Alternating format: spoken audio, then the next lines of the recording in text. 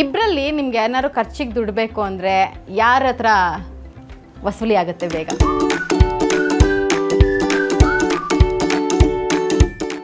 ಮತ್ತೆ ಯಾವ್ದಾರ ಮಾಲ್ಗೆ ಥಿಯೇಟರ್ ಎಲ್ಲ ಮೂವಿಗೆಲ್ಲ ಹೋದ್ರೆ ಅವರೇ ಪಾಪ್ಕಾರ್ನ್ ದುಡ್ಡು ಕೊಡ್ತಾರೆ.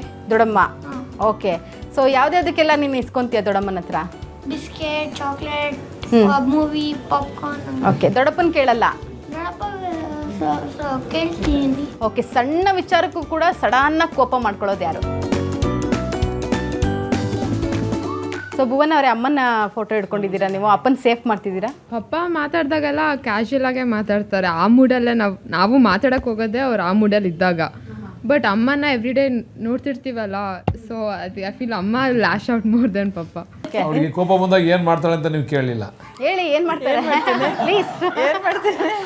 ಆ ಡೋರ್ನ ಡಬ್ ಅನ್ಸ್ತಾಳೆ, ಅದಲ್ಲ, ಇದನ್ನ ಹಿಂಗೆ ಎಳೆದಿತ್ತಾಳೆ, ಡೋರ್ ಹಿಡಿತಾಳೆ ಹಿಂಗೆ ನಡೆದಾಳ ಅಂತ, ಆ ಲೋಟ ಎತ್ತಿ ಟಪ್ ಅಂತ ಇಕ್ತಾಳೆ.